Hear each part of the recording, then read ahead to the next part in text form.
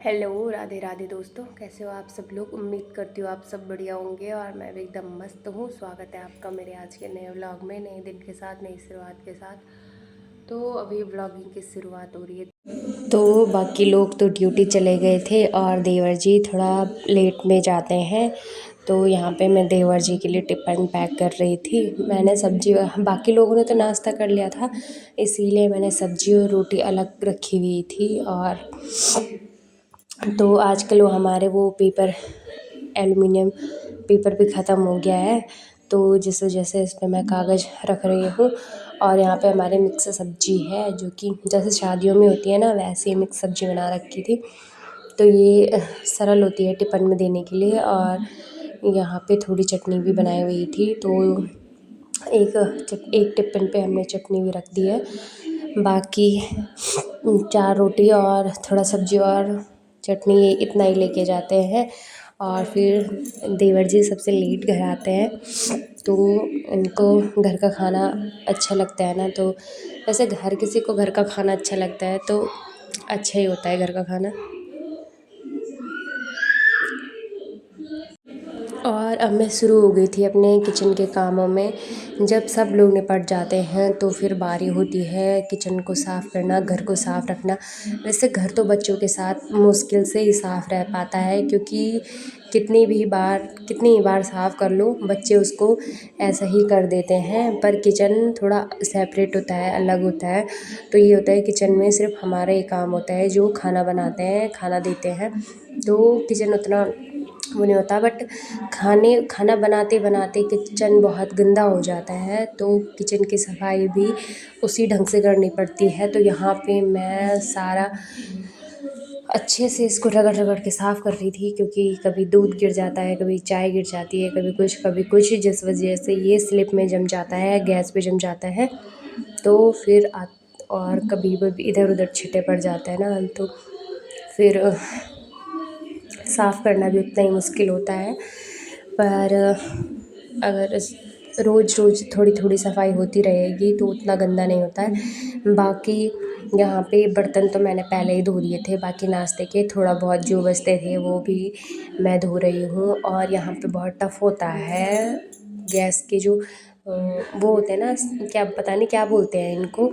तो ये धोना बहुत ही टफ़ हो जाता है, क्योंकि इससे हाथ कटने का डर भी होता है। और ये अच्छे से साफ़ भी नहीं हो पाते हैं, तो उनको आराम से साफ़ करना पड़ता है। बाकी सबसे ज़्यादा गंदे भी यही होते हैं, क्योंकि कभी दूध गिर जाता है और इनके ऊपर पड़ता है, वहीं जम जाता है, जल के जम जाता है। बाकी मेरी देवरानी तो बाहर का काम कर रही थी, झाड़ू पोछा, बाहर का सफाई वगैरह, कपड़े कुपड़े आज वही धो रही थी। और मैं लगी हुई थी किचन के कामों में। और इतना हो जाता ना यार, बहुत थक लग जाती है। बोलते हैं ना कि बाहर वाले को ज़्यादा थक लगता है जो घर से बाहर कमाने जाता है। बट यार कभी घर में रह के भी देखो, क्योंकि वो घर भी, बाहर वाला भी तभी आराम से कमा पाता है ना, जब हम लोग उनको अच्छे से यहाँ से भेजते हैं, फिर उनका घर आने का इंतज़ार करते हैं, उनको टिफ़िन देते हैं, घर उनकी फैमिली को अच्छे से संभालते हैं, तब जाके वो अच्छे से सुकून से बाहर कमा पाते हैं। बट एक बोलते हैं ना कि ताली 2 हाथों से बजती है, तो वही रूटीन होता है। बाहर वाला भी तभी अच्छे से काम कर पाएगा जब घर का व्यक्ति बाहर वाले को अच्छे से संभाल कर रखता है। वो हमारे लिए कमाते हैं, हम उनके लिए, उनकी फैमिली को अच्छे से रखते हैं, उनके बच्चों को देखते हैं, उनका कमरा साफ़ करते हैं, उनके कपड़े धोते हैं। तो वो दोनों का घर चलाने में दोनों का ही सहयोग होता है। तो वही होता है कि मेरा मानना तो यही है कि जितना वो करते हैं उतना हम भी करते हैं। बाकी यहाँ पे रुद्रांश भी मेरे को बहुत डिस्टर्ब कर रहा था, तो मैं सीधा उसको छोड़ के आई उसकी दादी के पास। मैंने कहा संभालो इसको। और मैं लग गई थी फिर से कामों में, क्योंकि किचन का काम ही इतना हो जाता है ना, पानी वानी गिर जाता है तो बच्चों को फिसलने की डर वगैरह भी रहती है। और पता नहीं, बच्चों को तो पानी में ही ज़्यादा खेलना होता है। फिर यहाँ पे मैंने पतीली रखी हुई है गैस पे, उस पे मैंने भिगोया हुआ है दलिया थोड़ा सा बच्चों के लिए। वो खाते तो नहीं हैं, पर फिर भी थोड़ा बनाना पड़ता है। बहुत ड्रामे करते हैं यार खाते हुए। जिस वजह से ना आधा थक तो बच्चों के साथ इसी वजह से लग जाता है, उनकी आनाकानी देख देख के। वो कभी खाते हैं कभी नहीं खाते हैं, बहुत उनके ड्रामे झेलो, तब जाके बहुत मशक्क़त के बाद थोड़ा बहुत जितना खाते हैं वो। तो फिर 2:30 बजे और मैं भी बना रही हूँ खाना। अभी खाना बनाना है। तो आज सासू जी लोगों का तो आज व्रत है, बाकी मैं और मेरी देवरानी रहते हैं, तो मैं ऐसे सिंपल और सरल में खिचड़ी बना रही हूँ हम दोनों के लिए। बाकी आजकल तबीयत थोड़ा डाउन चल रही है, पता नहीं क्यों। तो ना तो ब्लॉगिंग का मन कर रहा है और ना कुछ इंटरेस्ट आ रहा है इसमें, बट देखती हूँ, फिर भी कंटिन्यू रखूँगी, क्या होता है कैसा होता है।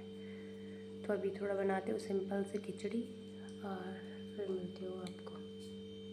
और यहाँ पे ये है मेरी मिक्स खिचड़ी। तो दोस्तों खाना वाना हमने खा लिया है और अभी मैं आ चुकी हूँ अपने रूम में थोड़ा रेस्ट करने के लिए। और पता नहीं यार, मेरी ना आँखों में बहुत जलन हो रही है, दोनों आँखों में, पता नहीं क्या हो गया, दोनों आँखों में बहुत दर्द हो रहा है और इधर इधर बहुत हेडेक हो रहा है। बाकी अभी दिव्यांशी भी सो गई है और रुद्रांश भी सो रखा है, तो मैं भी थोड़ी देर में सोती हूँ।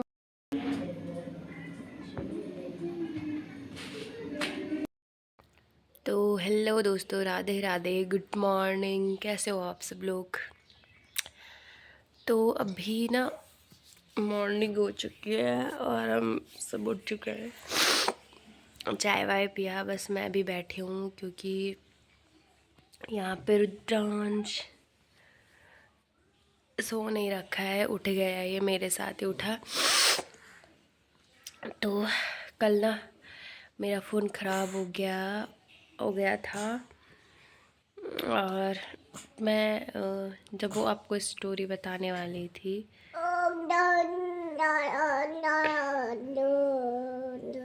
ला ला ला गाना गा रहा है, कल मैं सुनाने वाली थी आपको स्टोरी, सुना नहीं पाई, तो मैं अपने वीडियो में ही आपको वो कहानी सुनाऊंगी। हेलो दोस्तों, तो 3-4 दिन से ना मेरा फ़ोन ख़राब हो रहा है। फ़ोन भी ख़राब था, मेरी तबीयत भी ख़राब थी, 2-3 दिन हो गए। तो अभी भी मैं धूप में नहा के धूप पे बैठी हूँ, अभी भी थोड़ा तबीयत ठीक नहीं है, बस मेरे आँखों से पानी आ रहा है और बहुत जलन हो रही है, पता नहीं क्यों। बाकी जुकाम भी लगा हुआ है और अभी मैं थोड़ा धूप पे आई हुई ना, तो व्लॉग तो ऐसे ही रह गया। तो मैं अभी सोचा मैंने कि मैं व्लॉग को यहीं पे एंड करती हूँ। तो रहती थी एक स्टोरी जो कि मैंने आपको बताई थी कि बच्चों को डांटना क्यों चाहिए, करके थी एक स्टोरी। तो पता है वो स्टोरी मैं अभी आपको बताऊँगी, क्योंकि क्या है ना, आजकल मेरी तबीयत ख़राब थी और थोड़ा टाइम भी ऐसे ही चल रहा था। तो ये होता है ना, गुस्सा किसी और पे निकल जाता है, तो गुस्सा मेरा दिव्यांशी पे ही निकल रहा था और उसके जिद्दीपन की वजह से, उसके चिड़चिड़ेपन की वजह से मैं उससे काफ़ी इरिटेट हो जाती थी, क्योंकि वो ज़िद करने पे आ जाती थी तो रोती थी, भटकती थी, ये मतलब बहुत ही परेशान करती थी ना। तो जिस वजह से उसने काफ़ी मार खाई मेरी और काफ़ी डांट भी खाई, बट बाद में थोड़ा अजीब सा फील होता है, पर क्या करें जब इतना कुट गई वो तो। पर मैं ना ये कहना चाह रही थी कि बच्चों को डांटना ज़रूरी होता है। वैसे एक स्टोरी है कि एक एक बच्चा होता है ना, तो जब वो छोटा होता है तो उस टाइम उसके पापा की डेथ हो जाती है। तो होता ही नहीं है कि उसकी माँ ये सोच में पड़ जाती है कि अब मेरा बच्चा, इसके सर से बाप का साया उठ चुका है, तो अब इसकी जो ज़रूरतें हैं उसको मैं पूरा करूँगी, कभी इसको पापा की कमी महसूस नहीं होने दूँगी। तो पता, तो वो हर वो चीज़ करती है जो उसको चाहिए होता है, हर उसकी ज़िद को पूरा करना, उसकी ज़रूरत को पूरा करना, हर वो चीज़ जो वो चाहता था। तो एक बार ऐसी वो जब स्कूल जाने का टाइम हुआ, स्कूल गया, तो क्या हुआ कि वहाँ से वो किसी बच्चे की पेंसिल लेके आ गया। तो उसने ये बात बताई मम्मी को, मम्मा आज मैंने स्कूल से किसी बच्चे की पेंसिल चुरा के ला दी। उसकी मम्मा ने उसको नहीं डांटा, क्योंकि प्यार से रखती थी, कभी डांटती नहीं थी कि कहीं इसको बुरा ना लगे, कुछ ना कर दे ये सो ना। तो उसकी मम्मी ने कहा अच्छा किया बेटा, उसको डांटा नहीं, प्यार से मुस्कुरा के बोला अच्छा किया बेटा, कोई बात नहीं, रख लो। तो ऐसी उसको आदत पड़ गई। अब कभी वो किसी की वाटर बोतल लाता, किसी की कॉपी लाता, किसी का कुछ लाता, किसी का कुछ लाता चुरा के, धीरे धीरे धीरे धीरे ऐसे ही हो गया और वो एक नामी चोर बन गया। तो अब वो छोटी छोटी चोरियों को छोड़ के बड़ी बड़ी चोरियाँ करने लगा। तो एक दिन उसने बहुत बड़ी, कहीं ऐसी बहुत बड़ी चोरी कर दी, तो जिस वजह से उसको अब पनिशमेंट तो मिलनी ही थी, क्योंकि मम्मा ने तो नहीं दी, बट पुलिस ने तो देनी थी। तो क्या हुआ कि जब उसको पनिशमेंट मिल रही थी, तो उन्होंने पूछा कि तुम्हारी आखिरी इच्छा क्या है। तो आखिरी इच्छा पूरी करने के लिए उसने पूछा गया, तो उसने बोला कि मैं आखिरी बार अपनी माँ से मिलना चाहता हूँ। तो बोला कि ठीक है, इसकी माँ को बुलाओ। और वो माँ को बुला के उसी टाइम अपनी माँ को गोली मार देता है। तो जब पूछता है ना उससे कि ऐसा तुमने क्या किया, वो तो तुम्हारी माँ थी, है ना। तो वो बोलता है कि माँ तो थी, बट माँ ने कभी डांटा नहीं, सबक नहीं सिखाया, गलत बात पे डांटा नहीं, मेरी जिद को रोका नहीं, मेरे गलत कदमों को रोका नहीं, जो मैंने करना चाहा मुझे करने दिया, जिस वजह से आज मैं इस हालात में हूँ। अगर मेरी माँ मुझे उस दिन रोक लेती, उस दिन डांट लेती, उस दिन फटकार मारती, तो आज मैं इतना बड़ा कदम नहीं उठाता, आज मैं किसी अच्छे संगत में होता या कुछ भी अच्छा कर रहा होता, पर उसमें नहीं होता अगर मेरी माँ मुझे उस टाइम रोकती या उस टाइम डांटती। तो कहने को तो ये स्टोरी बट ये छोटी सी स्टोरी भी हमें बहुत कुछ सिखा जाती है ना। तो आपको ये स्टोरी कैसे लगती है, और क्या पॉइंट इसका आपको सही लगा, क्या पॉइंट आपको इसका गलत लगा, कमेंट करके ज़रूर बताना, ठीक है। तो इस व्लॉग को करती हूँ मैं यहीं पे समाप्त। अब होगी नए व्लॉग की शुरुआत, नए व्लॉग से।